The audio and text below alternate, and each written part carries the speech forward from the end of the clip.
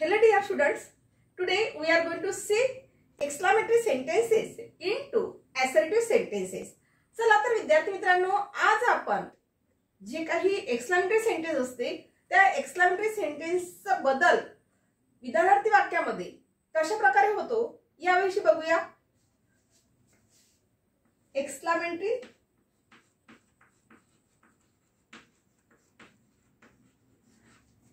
sentences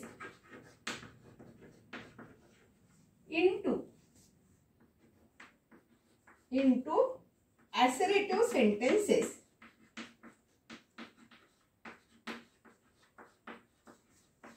आजच्या topic मध्ये आपण नेमकं एक्सक्लेमेटरी सेंटेन्सेस हे कशा प्रकारचे असतात आणि त्याचा बदल असर्टिव्ह सेंटेन्सेस मध्ये कशा पद्धतीने करायचा असतो हे आपल्याला जाणून घ्यायचं आहे की जेणेकरून तुम्हाला ते वाक्य ओळखता आलं पाहिजे. Let's see first sentence. How simple Ramnath is. Exclamatory mark. हे दिलेले जे वाक्य आहे हे दिलेले वाक्य कसं दिसत आहे. दिलेलं वाक्य जे आहे ते दिलेलं वाक्य एक्सक्लेमेटरी सेंटेन्स मध्ये आहे. कशावरून लक्षात आलंय तुमच्या, तर या ठिकाणी दिलेल्या वाक्यामध्ये शेवटी काय आलेलं आहे, एक्सक्लेमेटरी मार्क आलेला आहे. एक्सक्लेमेटरी मार्क म्हणजे उद्गार चिन्ह. तर या वाक्याचा आपल्याला कशामध्ये बदल करायचा आहे, इन असर्टिव्ह सेंटेन्स मध्ये करायचं आहे, म्हणजे विधानार्थी वाक्यामध्ये करायचं आहे. आता एक्सक्लेमेटरी सेंटेन्स कशा प्रकारचे असतात हे तुम्हाला लक्षात आलं असेल. How simple Ramnath is. आता आपण बोलताना असं नाही म्हणत किती साधा रामनाथ आहे, असं बोलतो का आपण कधी बोलताना, नाही. आपण बोलताना कसं म्हणत असतो, रामनाथ फार साधा माणूस आहे किंवा साधा आहे असं म्हणत असतो, नाही का. म्हणजेच काय, एक्सक्लेमेटरी सेंटेन्सेस म्हटलं किंवा उद्गारार्थी वाक्य म्हटलं तर नेमकं कसं ओळखायचं, तर त्यामध्ये नेमकं काय असते बरं, तर त्यामध्ये त्या वाक्याचा एखादं आश्चर्य, एखादं खेद, आनंदाची गोष्ट फार उत्कटपणे प्रभावीपणे सांगितल्या गेली असेल तर अशा वेळेस ते वाक्य जे असते ते कशा पद्धतीमध्ये असते, उद्गारार्थी वाक्यामध्ये असते. आता बघा, हाऊ सिंपल रामनाथ इज. किती साधा रामनाथ आहे. आपण असं कधी बोलत नाही. आपण असं कधी बोलतो का, नाही. आपण बोलताना काय म्हणतो, रामनाथ फार साधा आहे. म्हणजे आपण प्रत्येक वेळेस बोलताना कसं बोलत असतो, विधानार्थी वाक्यामध्ये बोलत असतो. याला कन्वर्ट इनटू असर्टिव्ह सेंटेन्स म्हटलं तर नेमकं आपण कशा पद्धतीने करणार. चला लेट अस सी आन्सर. सगळ्यात पहिले काय करायचं, दिलेल्या वाक्याचा सब्जेक्ट ओळखायचा. या ठिकाणी सब्जेक्ट कोणता आलेला आहे, रामनाथ हा सब्जेक्ट आलेला आहे. त्यानंतर टू बी फॉर्म काय आलेला आहे, या ठिकाणी टू बी फॉर्म काय आलेला आहे, तर इज आलेला आहे.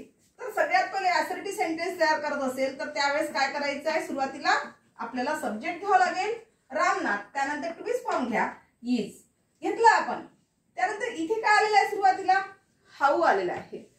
मी कालच्या व्हिडिओमध्ये तुम्हाला सांगितलेलं होतं की हाऊ जर वाक्यामध्ये आलेला असेल तर ते ओमिट करून आपल्याला कोणता शब्द वापरता येतो, व्हेरी हा शब्द आपल्याला वापरता येईल, नाही का. तर हा हाऊ कट करून त्या ठिकाणी तुम्हाला काय घ्यायचं आहे, तर त्या ठिकाणी व्हेरीचा वापर करायचा आहे, व्हेरी. त्यानंतर ऍडजेक्टिव्ह काय आलेला आहे किंवा रिमेनिंग पार्ट ऑफ सेंटेन्स जे काय असेल ते घ्यायचं शेवटी सिंपल. मग या ठिकाणी काय आलेला आहे, सिंपल, शेवटी फुल स्टॉप. तर बघा या ठिकाणी आपला असर्टिव्ह सेंटेन्स कशा पद्धतीने तयार झाला आहे, रामनाथ इज व्हेरी सिंपल, म्हणजे रामनाथ फार साधा आहे अशा पद्धतीनं. म्हणजे आपण बोलताना सुद्धा विद्यार्थी मित्रांनो काय करत असतो, असं सरळ सरळ भाषेमध्ये आपण बोलल्या जात असतो, नाही का. तर चला अशाच प्रकारे काही सेंटेन्स बघूया. Let us see another example. How beautiful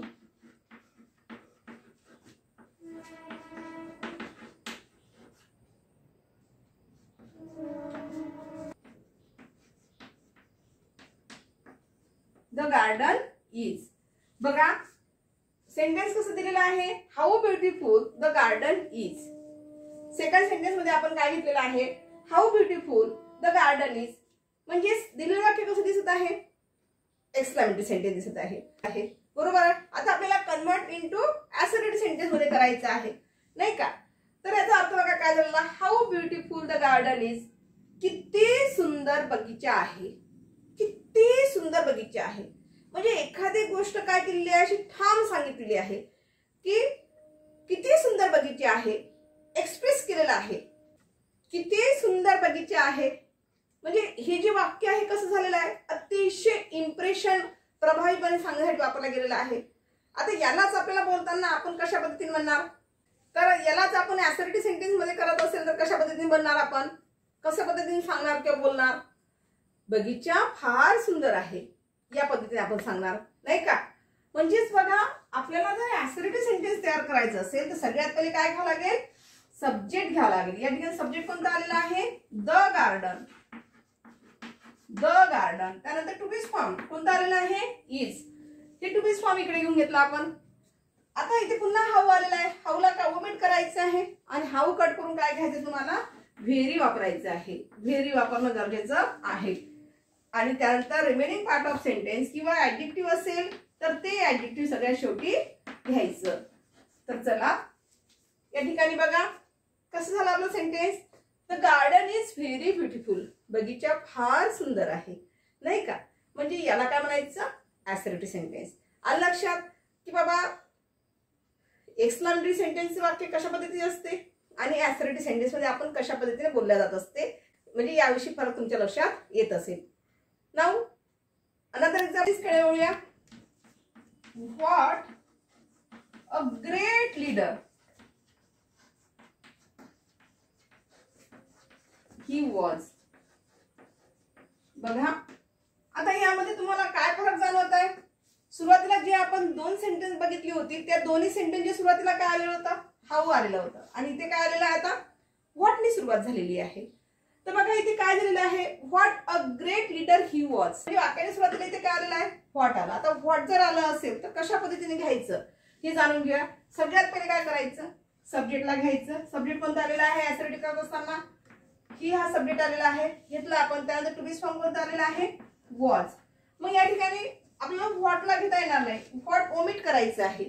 मग ओमिट करून काय घ्यायचं आहे, इथे काय आलेलं आहे, ए. हा ए ऍज इट इज जसा तसा घ्यायचा. त्यानंतर पुन्हा आपल्याला शब्द घ्यायचा कोणता आहे, very. He was a very. त्यानंतर रिमेनिंग पार्ट ऑफ सेंटेन्स जे काय असेल ते ग्रेट लीडर. शेवटी फुल स्टॉप. म्हणजे याचा अर्थ काय झाला, तो एक महान नेता होता. ऍसर्टिव्ह सेंटेन्स मध्ये काय सांगितलेलं आहे, तो एक महान नेता होता. बरोबर आहे.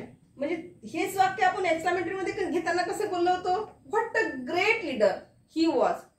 म्हणजे किती महान नेता तो होता, किती महान नेता तो होता, असंही झालं तुमचं एक्सक्लेमेटरी सेंटेन्स मध्ये. आणि यालाच आपल्या साध्या भाषेमध्ये किती महान नेता तो होता अशा पद्धतीने आपण एक्सक्लेमेटरी मध्ये बोलतो. मग यालाच आपल्याला विधान वाक्यामध्ये कन्वर्ट करायचं असेल, ऍसर्टिव्ह सेंटेन्स मध्ये कन्वर्ट करायचं असेल तर आपण या पद्धतीने केलेलं आहे. सुरुवातीला सगळ्यात पहिला काय घेतलेला आपण, सब्जेक्ट घेतलेला आहे. जे वाक्यामध्ये टू बीज फॉर्म आले असेल ते टू बीज फॉर्म घ्या. त्यानंतर अ व्हेरी, तुम्ही हा जो अ आहे तर या ठिकाणी घेणे सगळ्यात गरजेचं आहे. This is very important part in a sentence. हा अ जो आहे हा काय इंडिकेट करतो आहे की दिलेल्या वाक्यामध्ये व्हॉटने सुरुवात झालेली आहे ही यावरून लक्षात येते. जर आपण याचा वापर या ठिकाणी केला नाही तर तुमचं एक्झाम मध्ये पेपरमध्ये त्या ठिकाणी एक्झाम मध्ये ते गोष्ट जर तुम्ही घेतली नसेल ए किंवा अँड जर तुम्ही इंडिकेट केलं नाही तर तुमचं उत्तर त्या ठिकाणी रॉंग होऊ शकते. कारण हा ए असणे म्हणजे वाक्याच्या सुरुवातीला इथे एक्सक्लेमेटरी सेंटेन्स मध्ये काय आहे, व्हॉट आलेला आहे असा त्याचा अर्थबोध होत असतो. तर ए व्हेरी ग्रेट लीडर म्हणजे तो एक महान नेता होता, नाही का. अशा पद्धतीने वाक्याचा अर्थ त्या ठिकाणी आपल्याला ऍसर्टिव्ह सेंटेन्स मध्ये घेता येईल. In this way we have seen exclamatory sentences into assertive sentences. चला तर आपण आजच्या तासामध्ये उद्गारार्थी वाक्याचं विधानार्थी वाक्यामध्ये कशा पद्धतीने रूपांतर करायचं हे आपण बघितलेलं आहे. तशाच प्रकारचे जे दोन वाक्य जे आपण सुरुवातीला घेतलेले आहे ते हाऊनी जर सुरुवात झाली असेल तर कशा पद्धतीने त्याला ऍसर्टिव्ह सेंटेन्स मध्ये मोड करायचं आणि लास्ट सेंटेन्स जे घेतला आपण व्हॉटनी सुरुवात झालेलं त्याला कशा पद्धतीने करायचं, कन्वर्ट करायचं हे आपण बघितलेलं आहे. In the next video we will see the next grammar topic. Thank you.